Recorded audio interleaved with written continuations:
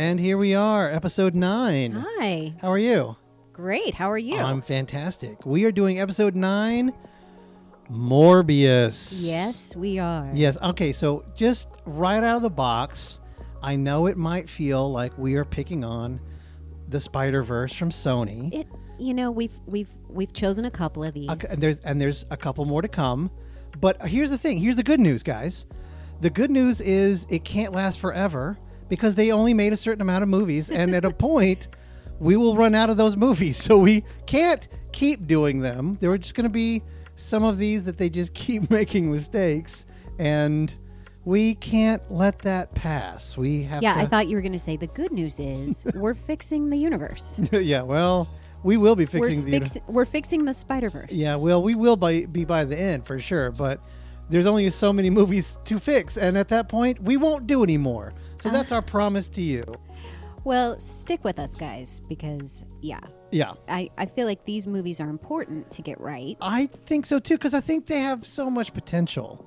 I really do. Like, I was excited about Craven. I was actually excited about Morbius. Yeah, and there's several the others. trailers looked Really good. pretty cool. Yep. But Sony just has chosen an interesting path. So, yeah, we're going to work on Morbius this time and see if we can figure out this. I feel like we've got some good fixes for this I one. think so. I think the story, the plot that we came up with is much better. Much solider. Solider? Yep.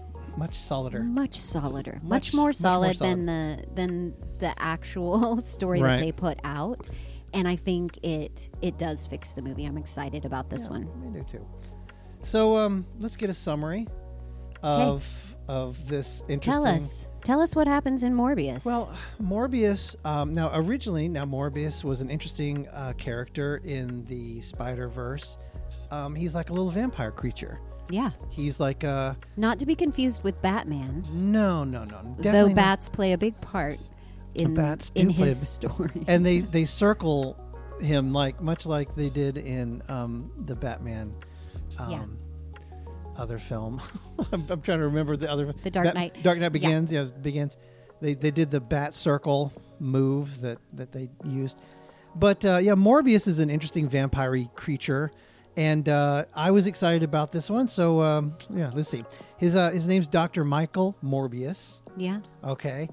He's a brilliant scientist but he has this rare blood disorder. But he creates a cure that turns him into a living vampire. He creates a cure with some bats and science. DNA. Yeah. Because that's a doable thing. Sort of like Spider-Man. Right. But with bats. But unfortunately, it turns him into a vampire-y creature that needs blood. Yeah. But he's got increased speed, strength, sonar, senses, but that thirst for blood. It becomes a real problem. That's his Achilles heel right there. Becomes a real big issue. Yeah. So Morbius, he tries to fight this urge and tries to control the powers.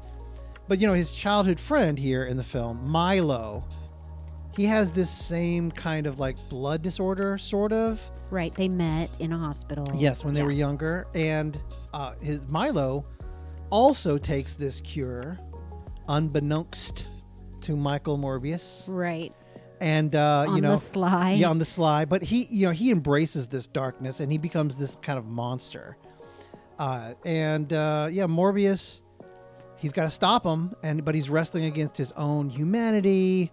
And then at the very end, of course, Sony teases a larger Spider-Verse connection with the Sinister Six. And you might be thinking to yourself, that's a quick summary. Yeah. But that's because literally this movie has no story. No story. It's just... So that is the summary. It's Morbius becomes... Sick. I got a cure. Superhero. Yeah. His friend becomes evil, and Morbius then has to stop his friend. And you're like, well, what about the plot twist? And I say to you, what plot twist? No plot twist needed. No, they said, let's just make it straightforward and don't need that. Let's just go straight through with it. And I was like, okay. So we're going to fix all that. Yeah, okay. That's kind of one of the reasons it didn't work. So why it didn't work overall, there was just no real story other than just the longest origin story kind of. That told us pretty much nothing. Told us nothing, and I wanted it to do more. Yeah, the emotional core isn't there. Morbius struggles. It just felt hollow. Milo, his friend, then his frenemy. Let's call him his frenemy. Can I do it? Yeah. I've always wanted to, and I've heard other people say it, and then I'm like, one day, Yeah. I'm gonna do it. Now's your chance. His frenemy was just super underdeveloped. That's probably the only time I'm gonna do it. So he was super underdeveloped. Martine, this kind of romance doctor that he had, his friend, just barely existed as a character, and just these inconsistent power things like, oh, this is what you can do now, and it was rushed character arcs, and then it was just like a heavy CGI finale. But like some of the CGI I didn't mind that much, but like when each one of the CGI scenes had to go into slow-mo, I was just like, really? Okay. Yeah. Is it right? Yeah, I you know what? I was okay with it. I thought visually the movie was pretty cool. Yeah. I didn't mind the CG. It didn't look cartoony to me. No, it was pretty good. I just said the end one, just like it was all. It was just a little too much. Yeah. But it didn't give us a reason to care. That's all. That's all I'm saying. Yeah. Yeah. Agreed. So and the other one, the sad part is, it's a movie that failed twice. It failed twice. It embarrassingly failed twice. Okay, so here's the thing. Failed. Not once, but twice. I rarely look this stuff up and get the little pieces of this, but I looked this one up just to have. Okay, so it opens in April. Yeah. To a #1 box office. Okay, at 39 million. Yeah, we weren't the only ones excited about this movie. There was a lot of people. Ooh, Morbius. But then finally. by week 2, it collapsed to 10. Yeah. So it dropped off fast in week 2. Word got out quick. Yeah, they were like, man, what a stinker. And they were like, we're out of here. So then it got pulled fairly quickly. And then there was this weird internet thing that's like memes of like calling it a cult classic. And Sony goes, ooh, oh, they like it. They like it, guys. It's going to be a cult classic. Let's put it back. So they literally re-release it. They misread the... they misread the joke. Yeah. They misread a little bit and thought to themselves... Here's some... Let's do it, guys. The people are calling out for more. They need it. They're calling out for some more Morbius. They're hungry for the vampire. And it opens back up at 85,000 for the opening weekend that they re-release it. That was the opening day was 85,000 total. Yeah. And then it was only 300,000 after the full weekend was over. And then a couple days later, they pulled it back out. And just embarrassingly were like, oh, you were just joking. Like, they quickly said, oh, we didn't get the my joke. Bad. I didn't get the joke. My bad, y'all. So that was a tough one to like, oh, it failed twice. So that's rough. So what worked? Matt Smith. I love Matt Smith. Well, I love his acting. I think he's a great actor. Sure. I will readily admit I am a Doctor Who fan, and seeing him in Doctor Who was like, oh my gosh, it's Matt Smith. So I did love seeing Matt in something else. I loved seeing him in it. I honestly have to tell you that I was not drawn to his character at all in any way. Yeah. I liked him. I thought he did a great job. I mean, as an actor, he's great, but it just the way he was written, the role that he had to play just fell really, really flat. So we didn't appreciate what he was given, but the job he did with it. Matt Smith. Can we do that?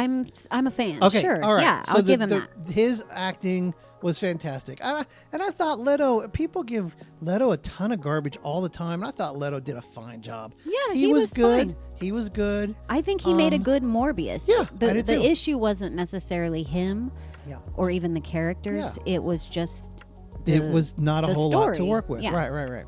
I thought the visuals were pretty slick. I thought they had some cool, slick visuals. Yeah. I didn't really love the design of when they became vampires. Like these weird, their faces were kind of weird to my liking. But I thought it was fine overall. I didn't mind it. I think they were supposed to be kind of bordering on, are they human? Are they monsters? Right. So I thought that overall the visuals of the movie was great. The tone of the movie was consistent throughout. I thought so. It's like, from beginning to end, we knew what we were in for. Right. And I really liked the score. I mean, we don't talk about music very much, but I liked it. I liked the score. I thought that was cool. It was good. The sound effects were kind of cool. Yeah. There was a lot of cool things that technically caught our eye. Sure. Yeah, definitely. And I think that, like I said, we don't often go like, oh, the music. But the music I thought was pretty solid throughout. I was caught up. I was in the mood for it. So well, it's tough though. I think when a production feels like the visuals are going to make up for the lack of any kind of content. Right. And I kind of, and there was a lot of lack of content. I just feel like as we're getting better at CG and all of these things that a lot of productions are doing that. They're like, it's going to look so cool. And people are going to come. And that's the thing. We don't really need a good story because it's just going to look amazing. People are going to be blown away by how it looks. And that's just not the case. And it looked great, but man, we still want to love these characters and follow in their journey. Right. It's got to be grounded in something for sure, 100%. All right, let's jump in. Let's do it. All right, let's fix this thing. Let's fix it. All right, Act 1. Just right off the bat, he goes to this cave. It's somewhere. I wasn't even paying attention. He goes somewhere foreign. He lands his helicopter in the conveniently placed landing strip right outside the cave. I'm going to say it right now, I hate when they do that. They're like, oh, this cave, we got to get to where these bats are. Good thing there's a landing strip for my helicopter. Yeah. What? Oh, my gosh. Anyway, it was annoying immediately. I was immediately... Of all the things to bother you. I know. In this film. I know. It bothered me. So then he goes out. He walks into this... He walks toward this cave, and he sees, like, bones of something. I think it was a cow or something. Yeah. And they acted like... Okay. This also annoyed me. That bats are straight up piranha. And I'm like, are they? Because I'd heard my whole life that bats vampire bats, even foreign vampire bats, they like eat the blood or drink the blood whenever the cow is like sleeping, and they nip at it and they don't devour like piranha. I'm like, what are you talking about, man? Well, I think they did mention that this was a rare species of bat. That's why he had to go to that specific cave with the landing strip. Specific the landing country. Strip cave. Yes. Yes. Okay. The landing pad cave. They had to go to that specific place because he had tried all of these other bats. DNA, and none of them had what he was looking for. Well, so they were only found in this one place. So they were carnivores. They were apparently, just kind of like, they would just rip you apart. Yeah, I guess for your blood. And so he cuts his hand. He holds his hand out, and it sends the bats crazy into a total frenzy fit. And they're like, blah, blah, blah. Well, the whole time I'm like going, oh yeah, they can smell blood like that. Of course they can. Wonk wonk. It just, I guess I can suspend my disbelief if you tell me more specifically what this bat is and you make me believe it or whatever. But like showing me the bones and not really saying, no, this is, what are we searching for? Oh, this, not those. This is, I know, like the helicopter guy was like, we got to get out of here before dark. Like he was scared, but like, I need to know what they actually Like, specifically, these bats will do this, and they're the only ones. They're absolutely... And if that was said, it wasn't clear enough for me. Okay. I'm just saying, I think it was silly. They're acting like they were piranhas. It was garbage. So look, the fix. Ground this thing in realism. I think the experiment of like him getting these bats needs to be a little scarier instead of like holding his hand out. He doesn't even show him capturing any of these bats. He just holds his hand out. He just holds his hand out and they start flying around him. Yeah.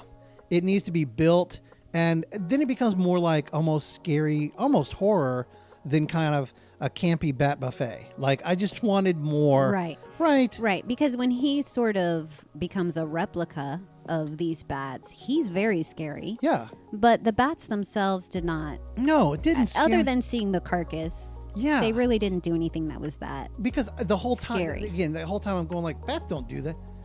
They've got to make it clear like these bats are different. Okay?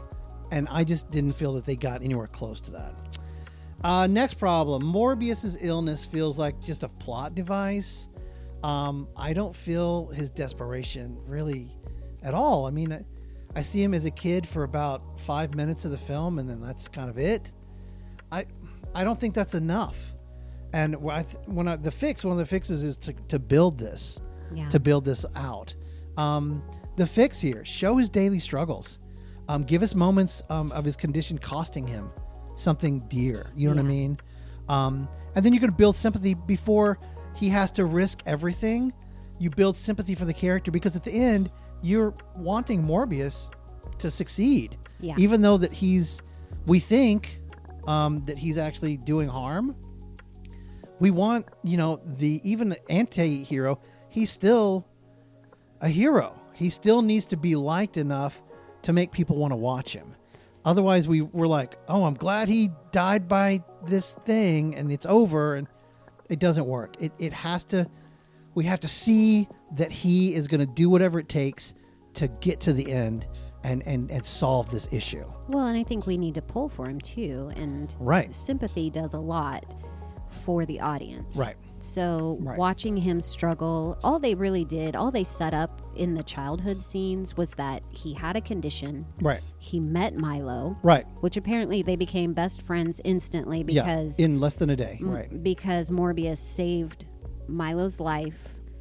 Right. But really, we don't see his character as a child. We don't see his suffering as a child. We're kind of told it offhandedly a little bit, but I agree with you. I think we needed to see the daily struggle that he went through with this condition. And also Milo, because if Milo is going to be the nemesis, right? If we're going to be like, oh, so sad that he's the monster, like we need to have sympathy for him too. Right. And so they show one scene of him getting like beat up. Yeah. Because he got a letter or something. He didn't want the letter from Michael. Michael, and he's like, "That's my letter," and he gets beat up. But he never had that moment where he goes, and this is part of the fix, that moment where he's like, one day, they won't be laughing at me anymore. They won't be kicking me when I'm down. Like, he's got that moment that he's in his mind. He's like, I'm going to change myself. I'm going to change the world. I don't want to be weak anymore. I don't want to be weak. Right. And he has that moment that we're like, whoa, man. And we think he's achieved that through his success and his money. Right. Because as an adult, he ends up being super rich. Right. Super successful and wealthy. That will pay off. But we needed that added to that scene. Yeah. So this problem here, his bond with Milo is just paper thin, and Martine, it just has no depth at all. So that's part of the fixes for that. We show Milo getting beat up and him making that vow, but also showing. Oh yeah, Milo. Yeah, sorry. But we also show Michael and Milo. It's a lot of M names. Michael and Milo, right, growing up and having more moments together that we see them bonded as brothers, not in blood, but in their ties, right? And right now they just expect us to, they're bonded because of their condition. Right. But we don't ever see that bond develop, and we don't see it continue. Right. So I have a major fix for this one. Nicholas, the guy the doctor that's kind of looking after them, right? Right. The one that runs the hospital. Which it was never explained, I don't think. Again, if it was said, I missed it. why they were even there, like how they came to be in this country under his care. Didn't just like, hey, I'm here, I'm the new kid. Okay. What if Nicholas is like, look, I know that your parents, you feel like your parents gave up on you, but I'm here to take care of you and I'm not going to let you down. And he becomes like a father figure to them. Mm-hmm. And he's raising these boys with integrity, and he's trying to teach them, and he's trying to keep them like, keep them going. But then, Nicholas has a daughter, Martine. Mm-hmm. Yeah. Okay. Bring her in early. And they all grow up together. All three of them grow up together, having fun. They're laughing, and, Martine is like standing up to the boys, and we see her kicking some butt a little bit when she's a kid, and she's like being fierce and like fighting, and then they're like, man, I wish you'd have to fight my battles. And then but there's like this little puppy love triangle, right? And she kind of favors Michael, and Milo's always kind of the third wheel. Milo's always kind of standing in the corner, right? And he sees that, but then Nicholas is like, okay, he sees what's happening, and he's, I'm going to take care of you, Milo. Don't worry. I've got you. So that makes that father bond between Milo and Nicholas like super strong. Yeah. But they are from the very beginning all connected, and they've got this, puppy love thing that they can carry out throughout the whole storyline. And I think that's a great way to show their bond, but also to introduce this female character who later... she's super important, but we never... I mean, she's important to Morbius, but I don't know. It's like they just work together.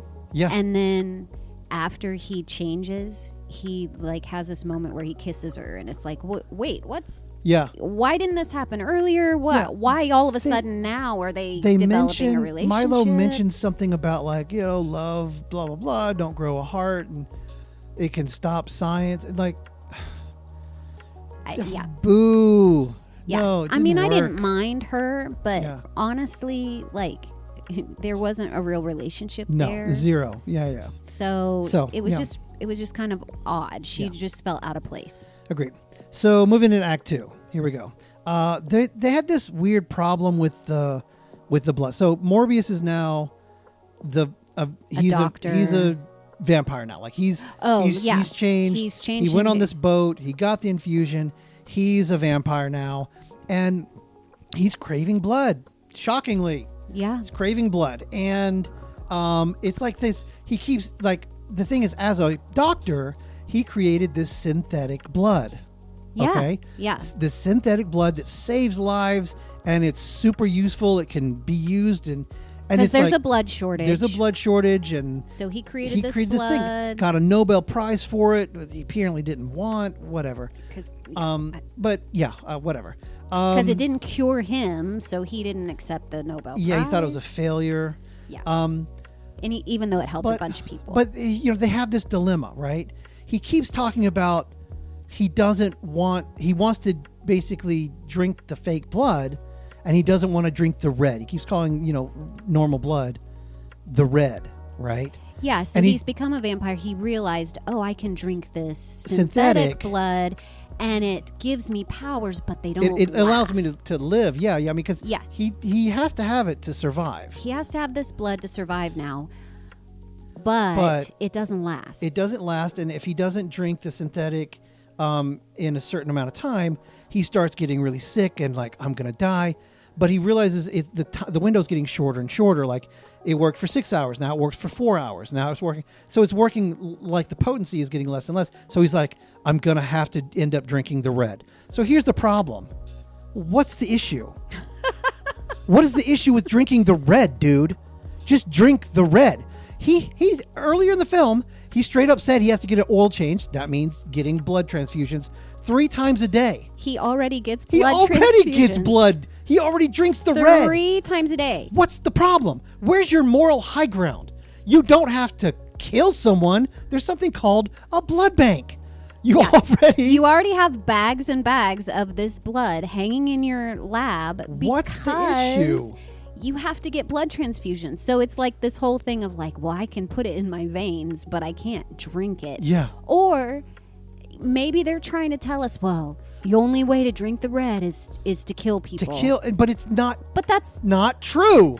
We were like, why? If you already are getting the 3 transfusions a day, Why? just keep doing that. Just keep doing that, but drink it instead. And you're fine.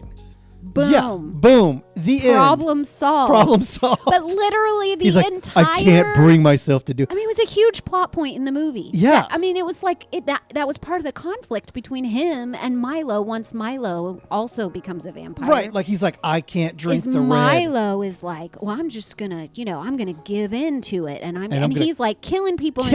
Drinking their blood. And it's like... Why? You don't have to do that. You could just straight up go to the blood bank and get what you've been getting. You guys are already getting blood. You're getting it already. Daily. Absolutely daily. So I don't get it. So that was so dumb. So look, here's the fix, okay? The red should push Morbius into this blackout primal violence every single time. It can't just be like the first time or every once in a while. It kind of makes me crazy. It makes me cuckoo for Cocoa Puffs. I'm crazy for the red blood. Blah, blah. He can't do that. He has to, like, every single time he drinks the red, he has this blackout, crazy. He can't remember what he did. It's almost like when you get, drunk or something, and the next morning you're like, what happened? Did I do? What did I do? Exactly. It has to happen every single time. Make that the nuclear problem that's like, if that happens, oh my gosh, that's the only option I've got to do. So his mission becomes clear. Perfect the artificial blood or lose himself forever. Now you have a mission. Right. He has to fix the blood that he was already working on. That's it. And we never get to that point.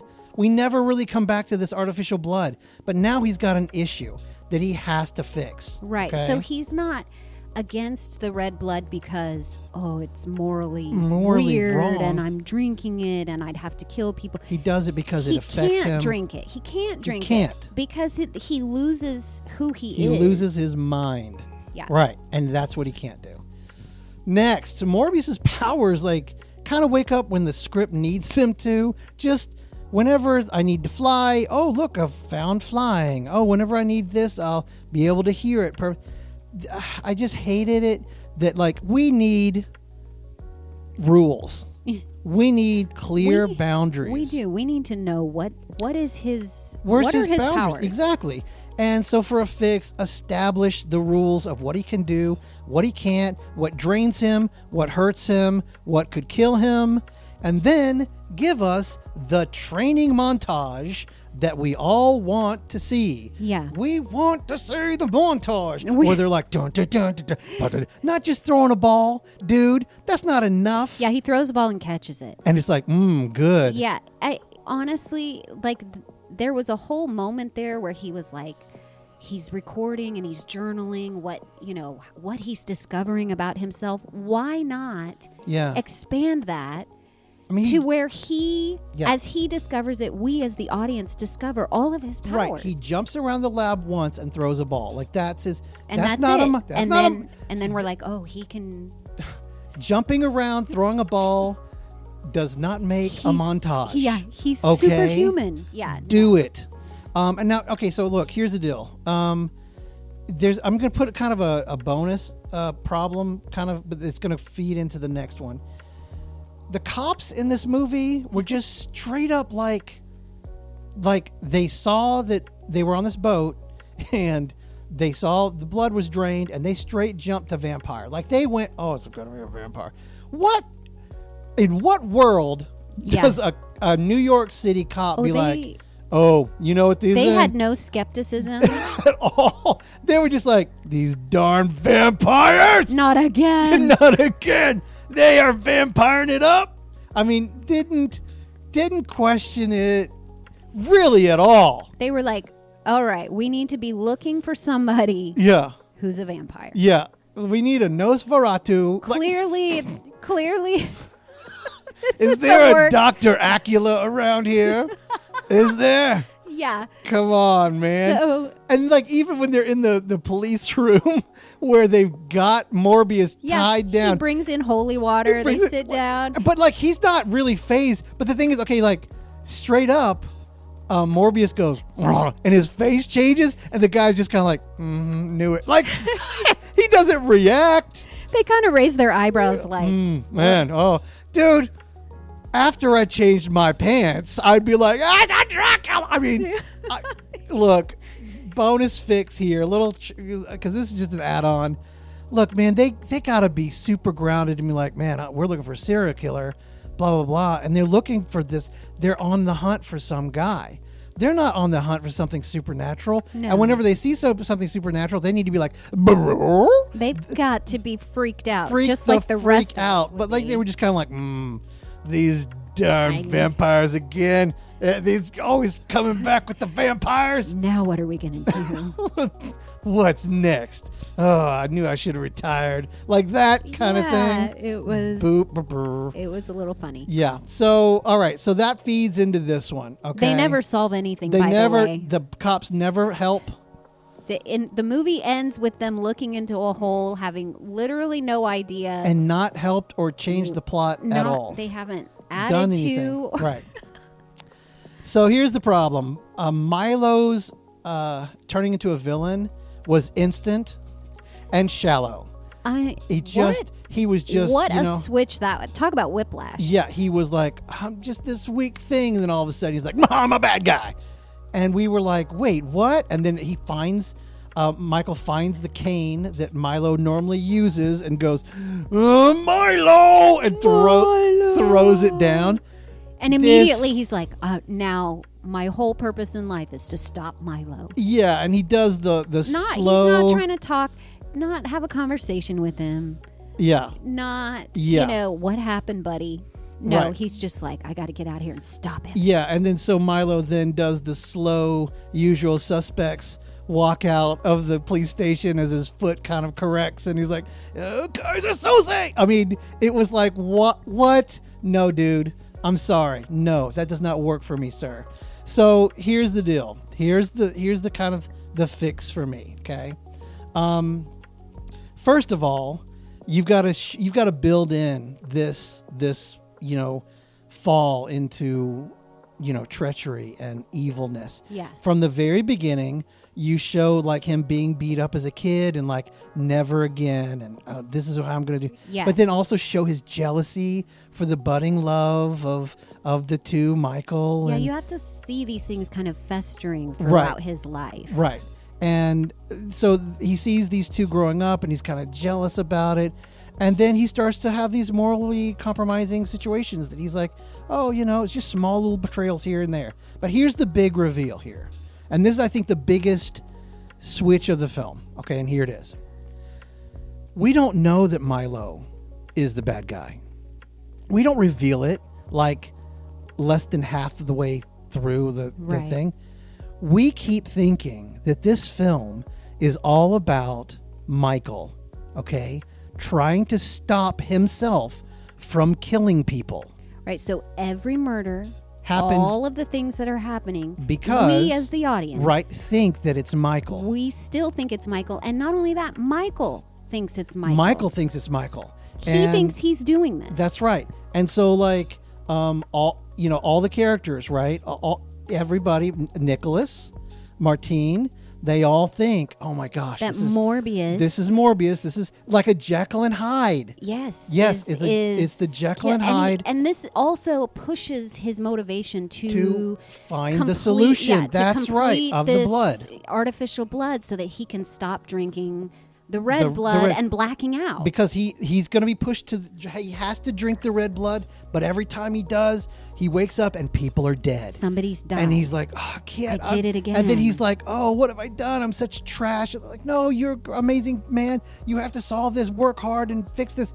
But then, and here's where the cops come into play, they're hunting him.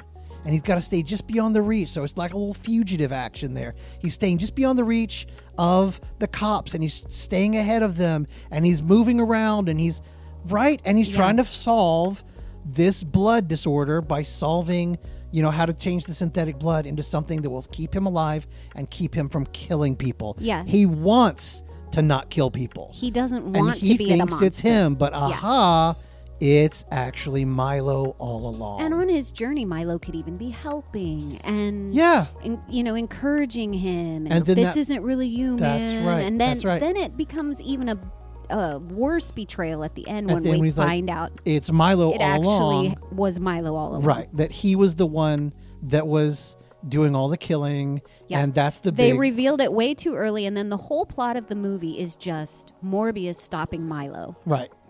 That's it. That's it. There was no story beyond that. Another little quick weird one was like Michael needs a lab, and he was sitting in a restaurant or something, and he hears there's a counterfeit like money lab that he's like, oh, I've gotta figure this out. That'll work. And he goes into this lab of counterfeit money people, scares them away, and then just retrofits all those things to be a chemical lab. And I'm like, what are you talking about? And we know he's a genius. Like, they've set up that he's an engineering prodigy. Whatever. But what? Look, quick fix. How easy would it have been? Yeah, quick fix. He doesn't get a lab that's set up for, counterfeit, but he just goes into a drug lab and he runs them away and uses the chemical drug lab to work chemistry. But the end is so silly. Why? Yeah, he repurposes it to fix that, right? It's a little bit more clear, Sure. So, all right, Act 3. The final fight was kind of messy and CGI, no real emotional stakes to it. It just was like, blah, blah, blah, and he's dead. I was like, oh, okay. Well, it was weird too, because Milo throughout the movie was like, join me, brother. Join me. Like, I want you to be, we can go do anything. We can live our lives however we want. And also, don't let this silly girl get in the way. And also, I'm going to kill you. Like, what? And then he's like, he kills the girl. He kills. Milo kills Martine. Martine. And then he, instead of being like, now she's out of the way, you and I can go live our lives however we want. No. He's like, I'm going to kill her. You now. Yeah. And now I'm going to kill you. Why? Like, what? It went against everything he had wanted up until that point. And then now he's like, now I'm just going to kill him on. Then I'll be the master vampire. Then I'll be able to be a monster. I don't know. And you can't stop me. Yeah. Look, I guess. For the fix, slow it down, root the characters, just like always. Look, here's the idea, okay? Milo, he kidnaps Martine, and he confesses to her, I've always loved you. Since we were kids. You never picked me. You get that cool monologue, and Matt Smith could kill it. You know he could. He could. He could kill that monologue, and forces this showdown, right? He ends up kind of, as Michael's coming in, almost accidentally killing her, but he's responsible for her death. Now we kind of care a little bit more, And in the end, Michael, he has at this point now, he's perfected the synthetic blood. He's like going, hey, I've figured it out. We don't have to kill anymore. And then he's like, I want to do it. I've always been little and small and weak, and I'm never going to be weak again. I don't want your synthetic blood. I don't want, he's turning down the answer, the olive branch. He's turning it down. He's choosing the darkness. Yeah, he's choosing to be evil at this point. Mm-hmm. Right. And so that's, I think, a huge fix for the film. Then next, Milo's defeat. Then it's super cheap because he, of course, Michael does that weird bat swarm when he gets injured, and the bats swarm around him. I'm like, what is that doing for you? Because I didn't understand. I didn't understand. I didn't understand either, because he's like, it looks like he's seriously injured by Milo. Yeah. And then he calls to the bats, which I guess he could do, and they could heal him. Apparently, that's another power he has that we didn't know about. But yeah, then all of a sudden, as they're swarming around him, he rises up, and then he has his strength back again. Right, and it was weird. For a fix here, look, Milo should kill Nicholas, sadly. He's like, Nicholas won't accept him, and he's like, you won't let me, almost like to be free of my old past, I have to destroy you. Right. You're my conscience. Link. Right. You're Jiminy Cricket on my shoulder. I have to kill you. And he does. Yeah. And then it's like, now he's all in. And then he kills Martine after he confesses that he loves her. And he's like, and she doesn't pick him. She, of course, doesn't pick him. She's like, I can't love you. And he's like, but I'm strong now. I'm strong. Right? He does that whole big monologue. And he either, like I said, accidentally kills her, swipes at her. She falls off something. Doesn't matter. She's died. She's right. dead. Right? But this pushes Michael to the brink. Right? He's tried to give Milo chances. Yes, he's sent the olive branch of like, I've solved this thing. You don't have to kill. And then you kill. And I do think he should solve it. Yes, I think he should absolutely solve the puzzle of the artificial blood. Yes. So that he can continue to be Morbius. To be Morbius, yes. And but Milo has now killed his father figure and killed the love of his life. Right. Right. And he's like, absolutely has reason to fight.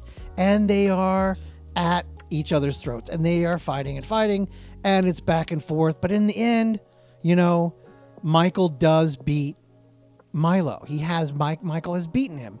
And, at that point of like taking this antidote that he's come up with through the, counterfeit lab thing that he's created, because that's a thing, he's about to stab him with it, but he stops. And he's like, I can't kill my brother. I can't do it. Mm-hmm. But Milo tearfully is like, you have to do this. And he knows what he's become. He knows the monster that he's become. Right. And he takes his arm and he slams it down into his chest, killing himself in the process. He says, I can't live like this. You were right. Suddenly this is a curse. He sees what he's become. And he knows there's no going back. That's right. Because of what he's done. Go back to the other Milo. Right. Now. I can't go back. And he ends his own life. He takes his arm, Michael's arm, and slams it down into him. And it's like, what a, that, because it is, Michael doesn't want to kill him, but he's killed tons of people. He's killed his father figure. He's killed his girl. And but it's his brother. You know what I mean? It's like, this is someone that I deeply care for, but then Milo says, I'll do it. I'll do it. And which in our version, you would have seen that bond being created. And you would have cared. And you would have cared that he didn't want to kill his brother. He didn't want to kill his brother. That's right. So that's the bittersweet tragedy then of that ending of that story. And it kind of redeems Milo. Right. It does. In a way. It does. It gives him a little bit of redemption and just like, oh, that's sad. But he's dead now. And that's what he deserved. Right. That kind of feeling. Right. Yeah. At the very end, also, there's the MCU Spider-Verse post-credit feel scenes that were just stumbling along. I can't sigh hard enough. Yeah, it's just it sets up the Sinister Six with it, which was fine. But they did it with this weird. Oh, I don't know how I showed up here. Just rift in time. And I'm like, dude, Michael Keaton is like one of the greatest actors of our generation, and they give him such garbage to deal with. And also, there were so many issues with Morbius that hadn't been solved. Yeah. In this rendition, he still didn't have a way to control the rage and the blood and all that. Yeah, he didn't have a way. He was still trying to drink the artificial blood, which wasn't lasting. Right. He hadn't come up with a solution. Right. And now it's instead of the end credit scenes addressing those issues. Yeah. Oh, moved on to the next thing. It's like all of a sudden he's out in the wilderness maintaining somehow. Somehow he's okay now. He's maintaining. Apparently drinking the red. We don't know. I don't know. And then he meets. It was all about a setup for the next thing the next movie that we haven't seen. Have yet to have a hint of. Yeah. So, overall, a lot of missteps. Missing character drama. Morbius's inner conflict never drives the story, and it has to. Yeah. It should have been this cool, horror drama kind of, not whodunit, but not even caper, but get to the, I've got to figure this thing out so I can stop killing, and the cops are on his tail, and that could have been such a fun story to Thriller. Yeah, it's a thriller, absolute thriller. That's actually what I was looking for. Good call. But the rushed character arcs and the weird plot holes there, it just, Milo is a quick turn villain. The blood dilemma, the serum, the lack of complexity in any of the characters, all the powers that don't, the powers that kind of work in weird moments, and and then the romance that just kind of was off and didn't matter. We didn't feel connected to that relationship at all. The big picture was Morbius had potential, like tons. Yeah. A dark anti-hero with striking visuals, but without a clear character or story, it was doomed to flop. Yeah. Twice. So, there you go. Twice. That is our wrap up of. That's how we would have changed that movie. That's how we would have fixed that one. I hope you agree, because man, I think our fixes made a pretty good story. Yeah, I think it would have run. I mean, I think Weekend 2 would have stayed up in the. It would have been a hit. Yeah, it would have been a huge hit. So you guys over at Sony, give us a call. Take notes. Take notes and give us a call, because we can fix that movie, man. Yeah, before you make the next one. Yeah. Lord, please. Just give us a call. We're ready. Let us preview it. Please. All right, everybody. We hope you had a good time. Remember, on our website, www.icanfixyourmovie.com, you can sign up to be one of our fixers in the Fixers Lounge and suggest films that we're going to be looking at. And you also get a little bonus of, like, you get it before anybody else. So we can send it to you before anybody else gets it. So if you want to sign up there, you can. But share and, like and subscribe. You know, all that stuff, right? Like and subscribe. You know. Yeah, you know. Like and. Oh, you know what you can do is, like, write down an awesome review. Those also That would work. be amazing. Yeah, that would be great. Hey, just keep listening. Yeah. How about that? That'd be great, too. And I also want to say a huge thank you to everybody that's already been out there. We just recently hit our 100th download. And whoop, whoop. Yeah, I mean, that might not be a big deal for, Rogan and all those guys, because they're like millions. But, like, we just started this, and that was kind of cool. I was like, wow, there's people in Canada listening and people in the UK. And I'm like, what? They're listening to our stuff. Kind of cool. So that was really cool. So keep on listening, guys. And, thanks, movie lovers. Yeah, we hope that you guys had a good time, and we'll see you later. Bye-bye.